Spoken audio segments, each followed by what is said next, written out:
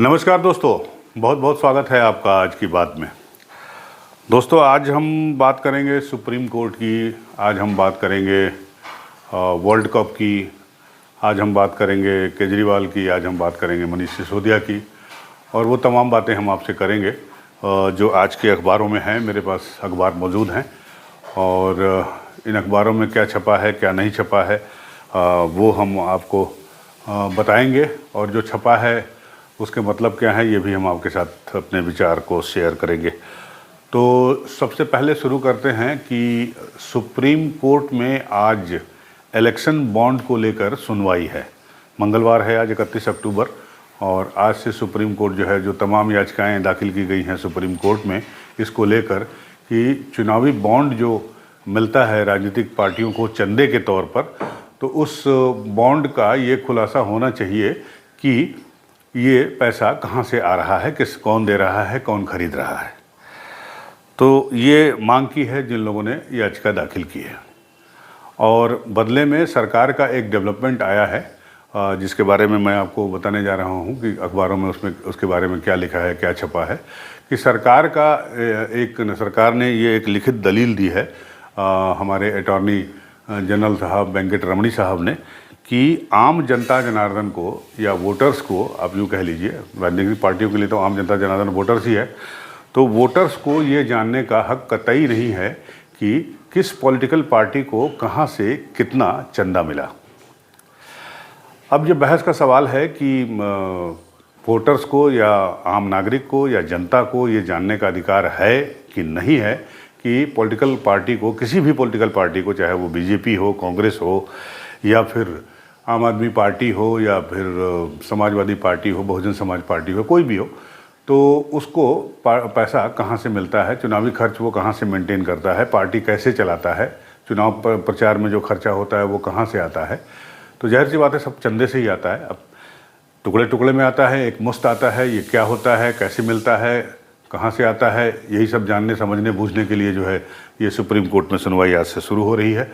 और इस सुनवाई पर पूरे देश की निगाहें हैं, और पूरा देश संभवतः ये जानना चाहता है या जानने को उत्सुक है कि सुप्रीम कोर्ट आखिर इस मामले में क्या फैसला देता है।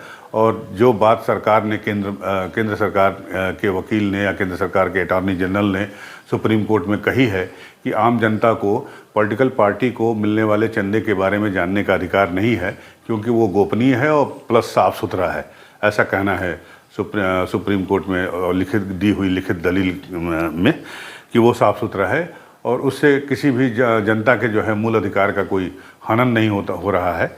तो इसलिए लिहाजा इसको गोपनीय ही रहने दिया जाए। बहरहाल अब सुप्रीम कोर्ट इस पर फैसला करेगा, सुप्रीम कोर्ट इसकी सुनवाई करेगा, फिर फैसला करेगा कि वाकई जनता जो सरकार बनाती है, सरकार चुनती है, तो उसको ये बात जानने का हक है कि नहीं है। लेकिन इतना ज़रूर है कि सरकार को इस बात को जानने का हक ज़रूर है कि आम जनता या आम वोटर या आम नागरिक या देश का जो नागरिक है, वो उसके पास पैसा कहाँ से आ रहा है, कितना पैसा आ रहा है, सफ़ेद में आ रहा है, काले में आ रहा है, सही तरीके से आ रहा है, गलत तरीके से आ रहा है, इसको जानने का अधिकार सरकार के पास है। सरकार इस अधिकार का प्रयोग जो है अपने तमाम एजेंसियों के थ्रू करती है, चाहे वो आपका इनकम टैक्स हो, चाहे वो ईडी हो, चाहे जो भी लोग कह रहे हैं, या सीबीआई हो। तो ये एक बड़ा सवाल है कि भाई हमको जानने का हक नहीं है, लेकिन सरकार को जानने का हक है कि आपके पास, हमारे पास जो पैसा आता है वो कहाँ से आता है। अब ये बहस का मुद्दा है कि क्या सही है और क्या गलत है। तो बात जब ईडी और इनकम टैक्स और सीबीआई की हो रही है, तो आपको तो पता ही है कि आज कल सुप्रीम कोर्ट से एक और फैसला आया है, और उस फैसले में और जो है वो मनीष सिसोदिया, डिप्टी सीएम आम आदमी पार्टी के, दिल्ली सरकार के, जो कि पिछले फरवरी से जेल में बंद हैं, और पिछले साल अगस्त में उनके खिलाफ सीबीआई ने मुकदमा दाखिल किया था, और मनीष सिसोदिया ने ज़मानत के लिए अर्जी दाखिल की थी हाई कोर्ट में। हाई कोर्ट से उनकी अर्जी खारिज हो गई थी। उसके बाद उन्होंने सुप्रीम कोर्ट में अर्जी दाखिल की थी। सुप्रीम कोर्ट में उन्होंने ये मांग की थी कि भाई ज़मानत मुझे दे दिया जाए, क्योंकि ईडी के पास कोई सबूत नहीं है, सीबीआई के पास कोई सबूत नहीं है, और मेरी पत्नी बीमार है, मेडिकल ग्राउंड का भी उन्होंने हवाला दिया है। लेकिन बड़ी खबर यह है कि सुप्रीम कोर्ट ने उनकी ज़मानत की अर्जी खारिज कर दी है। 338 करोड़ रुपए का कोई लेन देन पता चला है इस शराब कांड में, शराब की डील के बारे में, जिसमें जो डिस्ट्रीब्यूटर थे उनको फ़ायदा हुआ है पिछले 10-12 महीनों में, तो उसको लेकर कुछ पॉइंट्स सुप्रीम कोर्ट में रखे गए और सुप्रीम कोर्ट ने उसको मंजूर किया। सीबीआई और ईडी की तरफ से रखे गए, क्योंकि दोनों ही मामलों में मनीष सिसोदिया ने ज़मानत की मांग की थी, तो उसको वो खारिज कर दिया है। तो इस तरह से मुसीबतें कम नहीं हो रही हैं मनीष सिसोदिया की। अभी उन्हें 4-6 महीने और जेल में रहना पड़ेगा, क्योंकि ईडी और सुप्रीम कोर्ट ने कहा कि वो ट्रायल जो है जल्दी से जल्दी ख़त्म करने की कोशिश करेंगे 8 से 10 महीने में। तो उस पर सुप्रीम कोर्ट ने कहा कि अगर 3-4 महीने में ऐसा मनीष सिसोदिया को लगता है कि ये ट्रायल में देर हो सकती है या देरी हो रही है, तो वो दोबारा एप्लीकेशन फाइल कर सकते हैं, बेल एप्लीकेशन फाइल कर सकते हैं, जमानत के लिए अर्जी दाखिल कर सकते हैं और उसके बाद उस अर्जी की मेरिट पर उसकी सुनवाई वो दोबारा कर सकते हैं। तो बहरहाल अभी 3-4 महीने मनीष सिसोदिया को जेल में और रहना पड़ेगा। और उसी के साथ साथ सीबीआई के साथ साथ ईडी की बात करें तो ईडी ने अब आम आदमी पार्टी के मुखिया और दिल्ली के मुख्यमंत्री अरविंद केजरीवाल को तलब कर लिया है। जी हाँ, 2 नवंबर को 11 बजे अरविंद केजरीवाल को ईडी के दिल्ली स्थित दफ्तर में दाखिल होना है, पहुँचना है, हाजिरी लगानी है और उनसे पूछताछ ईडी करेगा। क्योंकि जो ईडी ने या सीबीआई ने जो चार्जशीट फाइल की है, आरोप पत्र दाखिल किया है, उसमें कई बार अरविंद केजरी का नाम उन्होंने लिया है। तो जाहिर सी बात है आम आदमी पार्टी को भी वो उन्होंने पार्टी बनाया हुआ है इस केस में, तो आम आदमी पार्टी तो छोड़िए, अरविंद केजरीवाल के लिए भी मुसीबतें बढ़ने वाली हैं।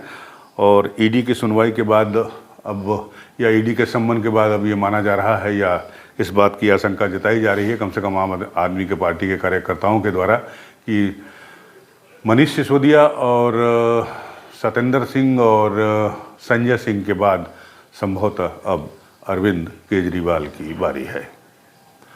तो क्या होगा अगर ऐसा होता है? अगर मगर पे आते हैं तो कि अगर ऐसा हुआ तो फिर क्या होगा, मगर ऐसा हुआ तो फिर क्या होगा? अगर अरविंद केजरीवाल फंसते हैं और उनके भी जेल जाने की नौबत आती है तो पार्टी का क्या होगा और दिल्ली में सरकार का क्या होगा, मुख्यमंत्री कौन होगा? बहरहाल ये सब अटकलें हैं, और लेकिन ये अटकलें शुरू हो गई हैं ईडी के कॉल के साथ ही। तीसरी खबर ये भी है कि संजय सिंह का, जैसा आपको पता ही है कि इनकी भी जो रिमांड की अवधि है वो शायद 10 नवंबर तक बढ़ा दी गई है। तो बहरहाल दिन अच्छे नहीं हैं आम आदमी पार्टी के, और ये सब चल रहा है सुप्रीम कोर्ट में। और सुप्रीम कोर्ट में एक और मामला है जो कि जिस पे पूरे देश की निगाहें लगी हैं, और वो मामला है कि सुप्रीम कोर्ट ने कहा है महाराष्ट्र के स्पीकर से कि 31 दिसंबर तक जो है वो निपटारा कर दे। उद्धव ठाकरे शिवसेना के जो प्रमुख हैं, उनकी जो अर्जी है कि जो डिफेक्शन हुआ था, जो टूट फूट हुई थी उनकी पार्टी में, उसके बाद एकनाथ शिंदे के उसमें जो है सरकार बनी थी बीजेपी और शिवसेना की, तो उसमें से जो है उसका फैसला करें आखिर इतने दिन से वो क्यों इसको लिंगर कर रहे हैं, मतलब देरी क्यों कर रहे हैं। तो ये भी एक महत्वपूर्ण मामला है सुप्रीम कोर्ट में, जिस पे सबकी निगाह पड़ी हुई है। और इस बीच महाराष्ट्र से जो खबर है वो ये है कि महाराष्ट्र में 2 शिवसेना के सांसद ने और बीजेपी के एक विधायक ने इस्तीफ़ा दे दिया है, क्योंकि मराठा आरक्षण को लेकर जो आंदोलन महाराष्ट्र में जारी है, चल रहा है, वो अब हिंसक रूप लेता जा रहा है। लोग काफ़ी नाराज़ हैं और उनकी नाराज़गी झेलनी पड़ रही है बीजेपी और शिवसेना के, जो कि इस समय सत्ता में हैं, उनके विधायकों को, उनके नुमाइंदों को। तो महाराष्ट्र की राजनीति में भी उथल पुथल हो रही है और इस पे भी सबकी नज़रें हैं। तो ये थी राजनीति की बातें। लेकिन एक बात आते हैं वर्ल्ड कप पे। वर्ल्ड कप में आपको पता है कि अफ़गानिस्तान जो है छुपा रुस्तम निकला है और उसने कल तीसरे विजेता, पूर्व के विजेता श्रीलंका को भी हरा दिया। जी हाँ, 44.2 ओवर में उन्होंने वो लक्ष्य हासिल कर लिया। 3 विकेट खोकर 241 रन का कुछ लक्ष्य था, उसको उन्होंने हासिल कर लिया और श्रीलंका को मात देती। श्रीलंका वो जो कि वर्ल्ड चैंपियन है, इसके पहले इंग्लैंड को भी अफ़गानिस्तान ने हरा दिया था, आपको तो पता ही है। तो इस तरह से जो है वो बड़ा उलटफेर देखने को मिल रहा है। और अफ़गानिस्तान की टीम जो है वो मुझे लगता है कि अब सेमीफाइनल की रेस में भी शामिल हो गई है।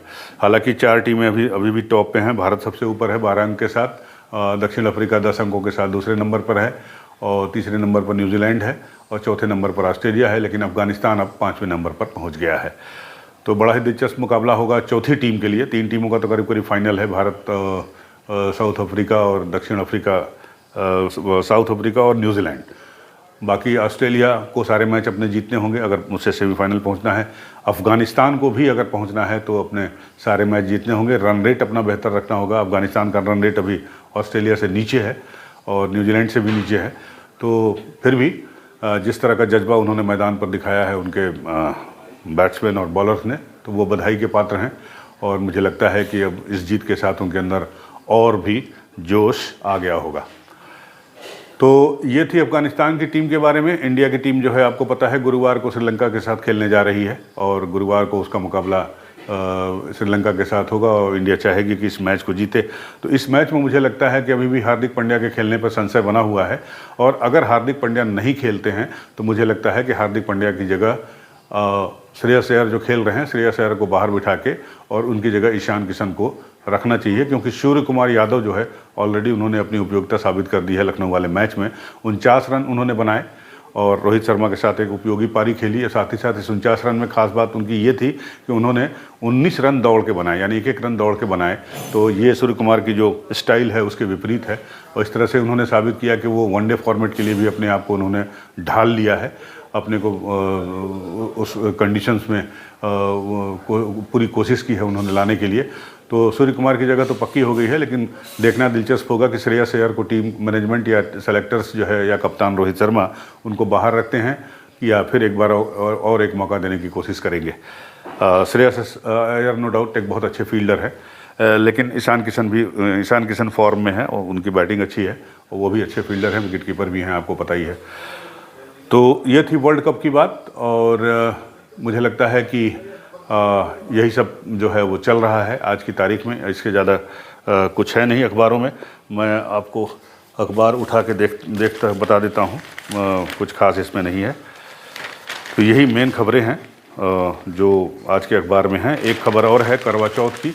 करवा चौथ कल मनाया जाएगा और मुझे उम्मीद है कि पूरे भारत में ये बड़े धूमधाम से मनाया जाता है और ये माना जा रहा है कि करवा चौथ के इस त्यौहार में तकरीबन 15,000 करोड़ रुपए का कारोबार होने की संभावना है। तो ये थी खबरें अभी तक की। मिलते रहिए। अगर आपको हमारा ये कार्यक्रम अच्छा लगता है तो हमारे चैनल को ज़रूर लाइक करिए, सब्सक्राइब करिए, कमेंट बॉक्स में अपने कमेंट करिए कि किस तरह की खबरें आप देखना चाहते हैं। मैं पूरी कोशिश करूँगा कि उसी तरह के वीडियो आपको मैं बना के पेश करूँ। तो मिलते हैं फिर अगले वीडियो में। तब तक के लिए नमस्कार।